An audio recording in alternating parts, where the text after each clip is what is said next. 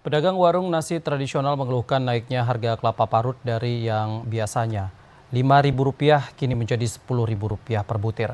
Kenaikan bahan baku untuk rumah makan itu menyebabkan omset penjualan pedagang nasi menjadi turun. Salah seorang pedagang warung nasi tradisional, Boyni Yusuf, mengeluhkan kenaikan harga kelapa parut yang terjadi di Banda Aceh dalam beberapa bulan terakhir ini. Dirinya biasa membeli kelapa dengan harga Rp5.000 per butirnya. Namun kini ia harus mengeluarkan biaya 2 kali lipat dari sebelumnya untuk 1 butir kelapa. Kenaikan harga ini sangat berdampak terhadap usahanya. Meskipun demikian, ia tetap menjual masakannya seperti biasa, hanya saja keuntungan yang didapat saat ini lebih sedikit dibandingkan sebelumnya.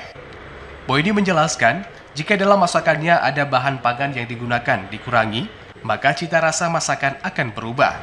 Dengan demikian, dirinya harus mengeluarkan ongkos produksi yang lebih besar dari biasanya, sehingga keuntungan yang didapat menjadi berkurang. Semenjak ini pendapatan agak menurun lah, kurang sekali. Tiap hari tambah modal, tiap hari harus nambah. Itulah kira-kiranya.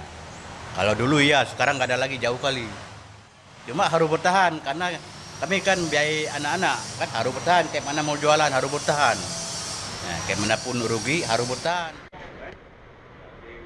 Boyni berharap pemerintah dapat mengontrol harga kelapa agar stabil kembali dan memberikan solusi agar kenaikan harga seperti ini tidak terus terjadi.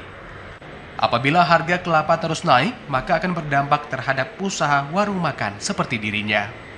Dari Banda Aceh, Teguh Ferry, TV Raja melaporkan.